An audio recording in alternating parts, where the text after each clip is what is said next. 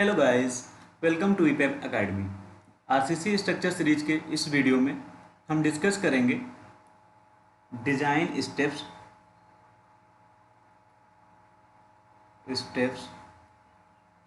For shear reinforcement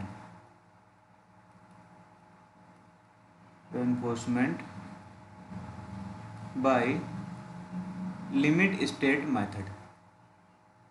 working stress method के लिए हमने स्टेप्स डिस्कस कर लिए हैं। इस वीडियो में हम डिस्कस करेंगे steps for limit state method. Step first होगा शियर एनफोर्समेंट डिजाइन करने के लिए। Step first,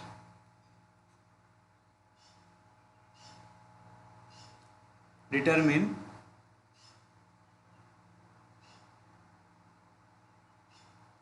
the factored or design shear force for given beam।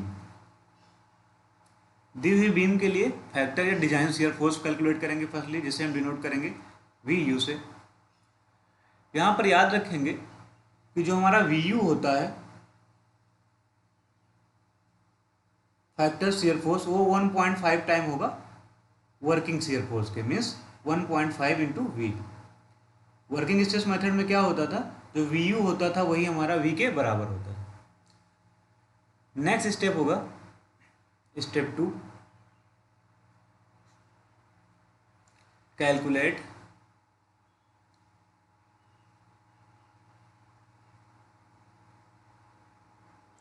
Nominal shear stress. Nominal shear stress, nominal shear stress को हम denote करेंगे tau V से। Tau V equal to होता है V U divide by V D. V U हमारा factor shear force होगा and B equal to होगा, where लिखेंगे, where B is width of beam and small d is effective depth of beam। Then move करेंगे next step, step third, calculate design shear strength of concrete, जिसको denote करते हैं हम tau C से। Tau सी की value हम, tau सी जो होगा इसको फाइंड करने के लिए हम यूज करेंगे IS code, use table 19 from IS 456/2000। Tau C की वैल्यू डिपेंड्स करती है on grade of concrete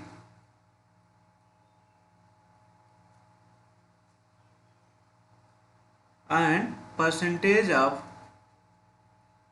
tension reinforcement.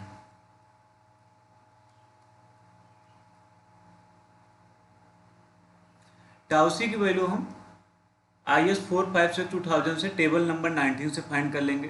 Find करने के लिए हमें रिक्वायर्ड होगा grade of concrete and percentage of tension reinforcement. फिर उसके बाद नेक्स्ट स्टेप होगा हमारा स्टेप 4। स्टेप 4 में हम फाइंड करेंगे calculate maximum design shear stress of concrete को डिनोट करते हैं हम टाउ सी मैक्स में।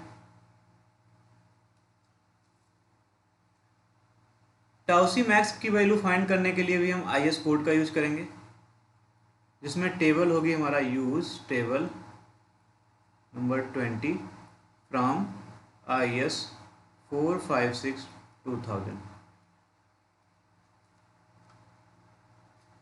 टाउसी मैक्स की वैल्यू डिफरेंट ग्रेड्स के लिए क्या होती है तो हम देख लेते हैं।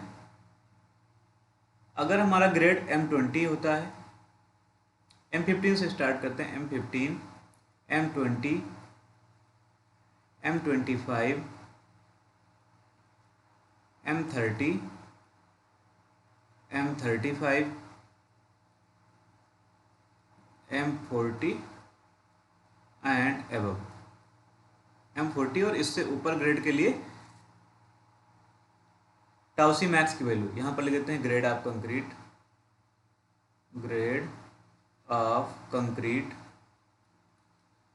और नीचे लिख देते हैं टाउसी मैक्स। टाउसी मैक्स किसमें, न्यूटन पर mm² में। M15 ग्रेड के लिए जो वैल्यू होगी 2.5 लेंगे हम, M20 के लिए 2.8, 25 के लिए 3.1, 30 के लिए हम वैल्यू लेंगे 3.5 एंड 35 के लिए लेंगे 3.7 एंड M40 एंड उससे ऊपर के ग्रेड के लिए हम वैल्यू लेंगे टाउसी मैक्स की 4.0। ये हमारा हो गया नेक्स्ट स्टेप 4। फिर आगे देखते हैं स्टेप 5। स्टेप नंबर 5, स्टेप 5 होगा compare value of tau B means nominal shear stress, tau C design shear stress and tau C max maximum design shear stress. इन वैल्यूज को हम कंपेयर करेंगे और इसमें देखेंगे first case first, if tau B is less than tau C. अगर ये case अगर होता है तो इस केस में नॉमिनल और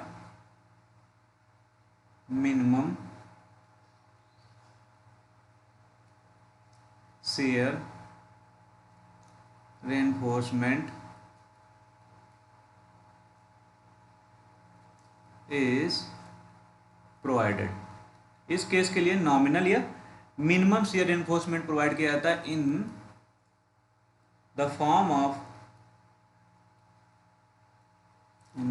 of vertical stirrups. Vertical stirrups के फॉर्म में नॉमिनल या मिनिमम शियर एनफोर्समेंट प्रोवाइड किया जाता है, vertical stirrups, such that stirrups को ऐसे प्रोवाइड करेंगे सच दैट कि वो सेटिस्फाई करेगा condition ASB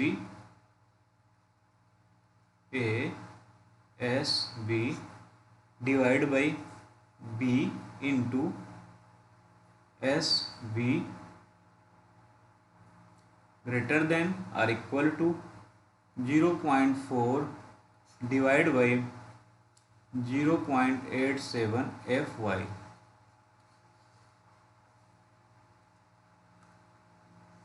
where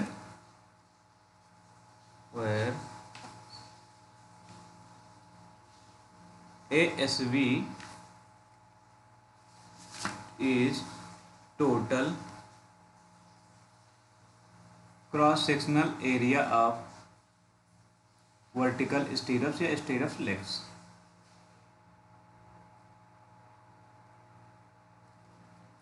and FY is characteristic strength of steel and B is width of the beam. Case first के लिए हो गया। फिर देखते हैं केस सेकंड। केस सेकंड अगर ऐसा होता है, केस सेकंड होगा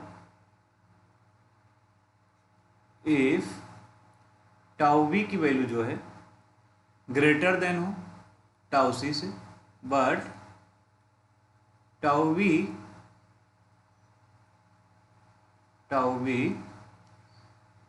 is less than tau C max. तो इस केस के लिए हमें प्रॉपर शियर एनफोर्समेंट प्रोवाइड करना पड़ेगा। तो लिखेंगे proper shear reinforcement is provided।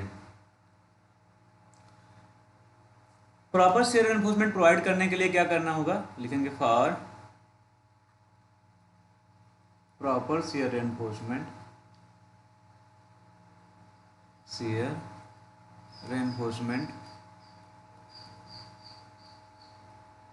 इस केस के लिए फर्स्टली हमें नेट शियर फोर्स फाइंड करना होगा जो शियर एनफोर्समेंट द्वारा रजिस्ट किया जाता है। तो हम यहाँ लिखेंगे net shear force registered by shear reinforcement, इसको हम डिनोट करते हैं VUS से।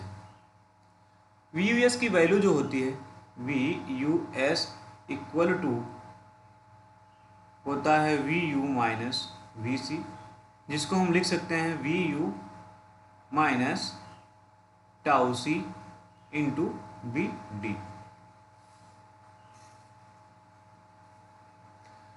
VU हमारा फैक्टर शियर फोर्स होगा एंड जो VC होगा उसको डिनोट कर देते हैं VC is shear force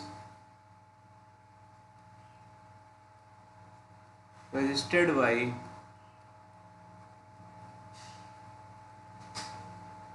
concrete section. Concrete section के द्वारा जो शियर फोर्स रजिस्टर किया जाता है उसको हम डिनोट करते हैं VC से। फिर उसके बाद नेक्स्ट हम देखते हैं प्रॉपर शियर एनफोर्समेंट में हमें क्या करना होगा। अब हमें VUS के लिए शियर एनफोर्समेंट प्रोवाइड करना होगा।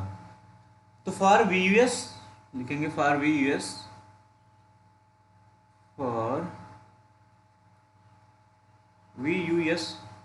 Means net shear force registered by shear enforcement. इसके लिए हमें क्या प्रोवाइड करना होता है, we will provide as we know we will provide working steps methods में भी स्टेप्स हमारे सेम थे, बस यहाँ पर फैक्टर्ड वैल्यू यूज की जाएगी और जो सिग्मा SB था उसके जगह पर यहाँ पर 0.87 FY यूज किया जाएगा। अभी हम आगे देखेंगे। We will provide followings. हमने पता है कि शियर एनफोर्समेंट के फॉर्म में क्या क्या प्रोवाइड करते हैं हम। फर्स्ट प्रोवाइड कर सकते हैं हम vertical stirrups and second one inclined bars are inclined stirrups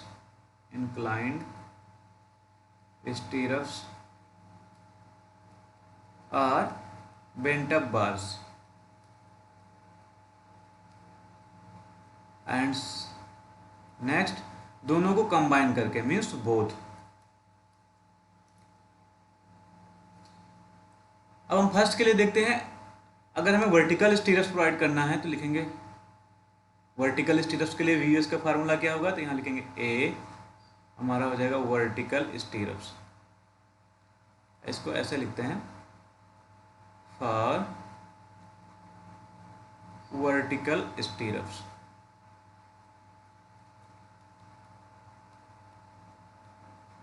vertical stirrups के लिए VUS का फार्मूला जो हम यूज करेंगे वो यूज करेंगे VUS equal to 0.87 FY ASV into D divide by S V. ये वही फार्मूला है जो वर्किंग स्ट्रेस मेथड में हमने यूज किया। चेंज यहाँ पर क्या है, वर्किंग स्ट्रेस मेथड में सिग्मा एस वी था और यहाँ पर 0.87 F Y limit state method में। यूएस की वैल्यू फाइंड कर लेंगे, देन हम स्पेसिंग फाइंड कर लेंगे। स्पेसिंग फाइंड करने के लिए हम क्या करेंगे, इसी इक्वेशन को ट्रांसफर कर लेंगे और यहाँ से स्पेसिंग आ जाएगी S V equal to 0.87 F Y into A S V into D divide by V U S. ये स्पेसिंग के लिए फार्मूला हो जाएगा और ये नेट शेयर फोर्स के लिए हो जाएगा। जहाँ पर हमें पता है F Y characteristic strength of steel है, A S B total cross sectional area of stirrups हो जाएगा, D effective depth of beam and V U S net shear force registered by shear enforcement and S V is the spacing of vertical stirrups इस केस में। फिर आगे बढ़ेंगे हम case B के लिए। बी में हमारा क्या है, इंक्लाइंड स्टीरअप्स या बेंट अप बार। तो यहाँ पर लिखेंगे बी फॉर इंक्लाइंड स्टीरअप्स और बेंट अप बार्स। इसके लिए दो केसेस होंगे। केस फर्स्ट होगा हमारा, केस फर्स्ट होगा for inclined स्टीरअप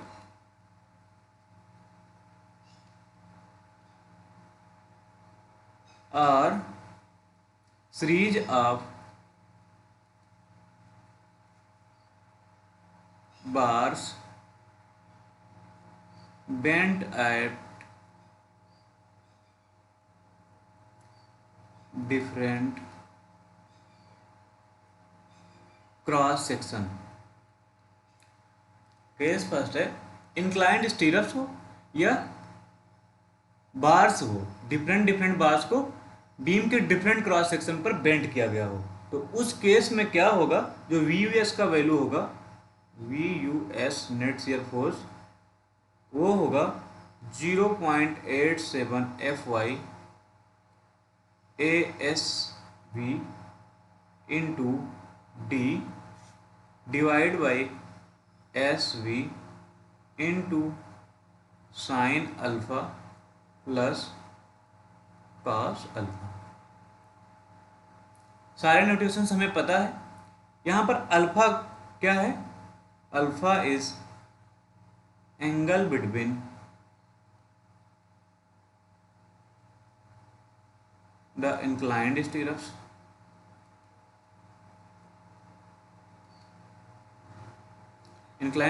are bent up bar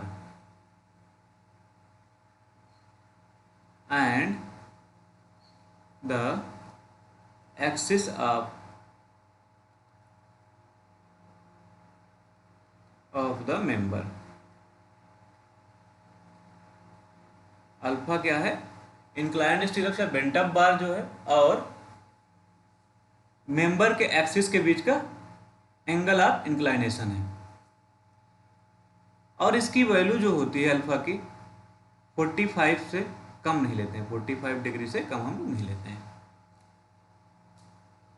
next होगा हमारा केस सेकंड। इसी में इंक्लाइंड स्टीरअप्स या बेंट अप बार के केस में for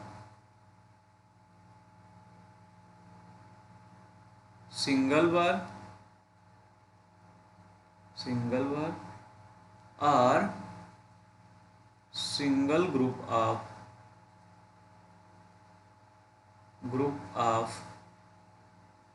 parallel bars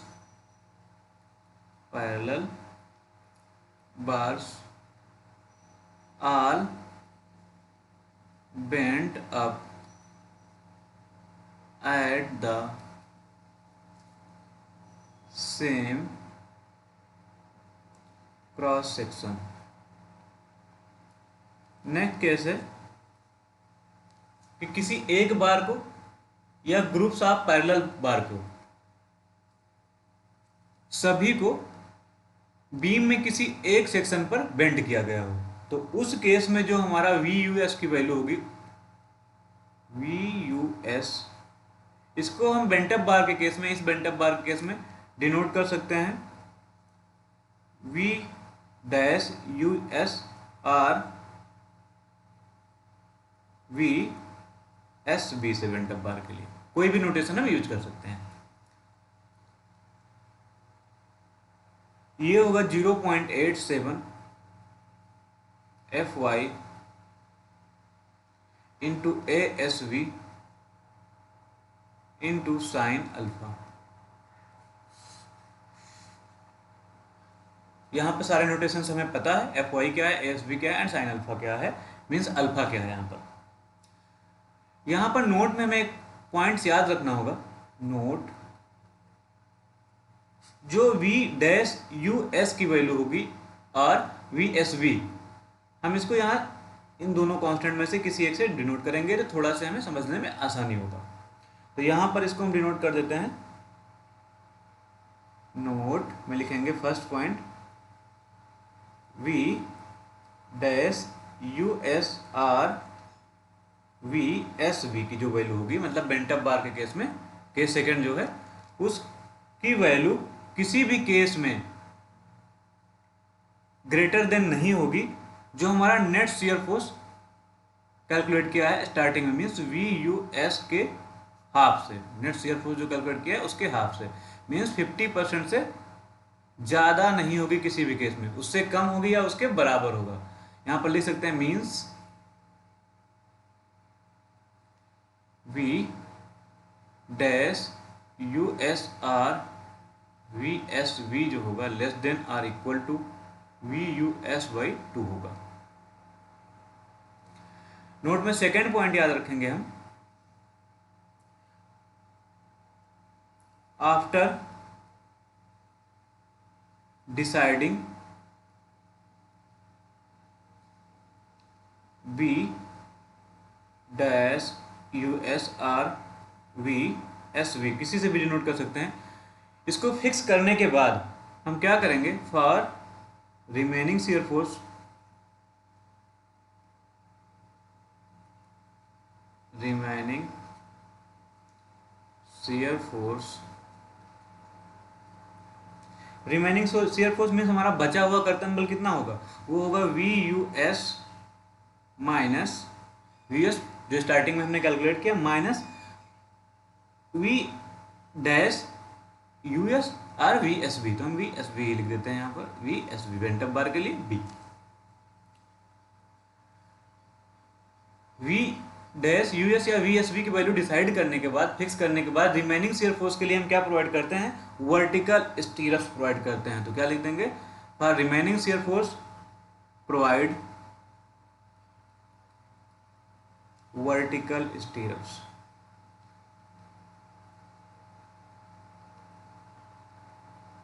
remaining shear force के लिए हम वर्टिकल स्टीरअप्स प्रोवाइड कर देंगे। फिर उसके बाद देखते हैं, ये हमारा हो गया बी का केस फर्स्ट एंड सेकेंड, ठीक, case first and case second,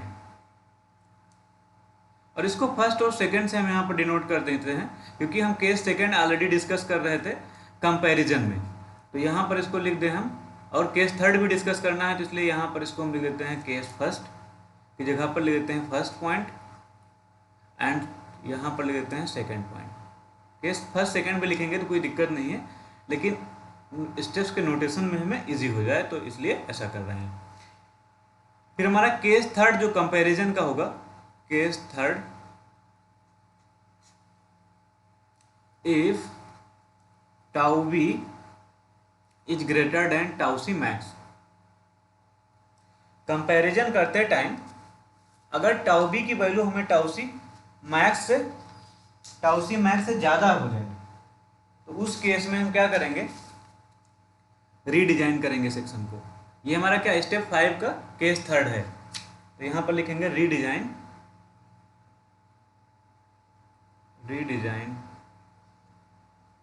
the beam section.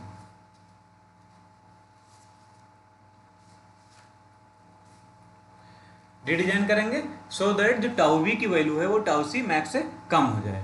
फिर उसके बाद हम मूव करेंगे, नेक्स्ट स्टेप हमारा स्टेप होगा 6, स्टेप नंबर 6। स्टेप नंबर 6 में हम क्या करेंगे, अब स्पेसिंग के लिए यहाँ पर चेक करेंगे, तो लिखेंगे check for maximum spacing, maximum spacing. यहाँ पर स्पेसिंग के लिए हम चेक कर लेंगे, फर्स्ट अगर वर्टिकल स्टीरप्स प्रोवाइड किए हैं, for vertical stirrups, vertical stirrups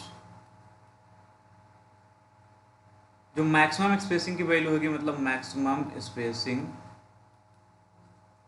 S V,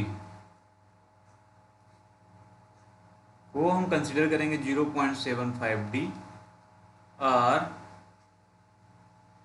300 mm, और इन दोनों में से जो कम होगी उस वैल्यू को लेंगे, तो लिखेंगे विच एवर इज लेस। फिर second for inclined stirrup, inclined stirrups S V की वैल्यू जो होगी मीन्स मैक्सिमम स्पेसिंग, यहाँ पर लिखेंगे एस वी डी और 300 mm, और इन दोनों में से जो कम होगा उसको कंसिडर करेंगे, तो लिखेंगे which ever is less. After that हमारा लास्ट स्टेप होगा स्टेप नंबर 7। हम क्या करेंगे, बीम का क्रॉस सेक्शन ड्रा करेंगे और शियर एनफोर्समेंट की डिटेलिंग कर देंगे, तो लिखेंगे ड्रा द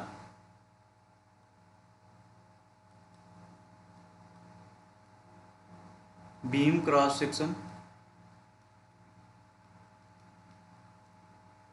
with details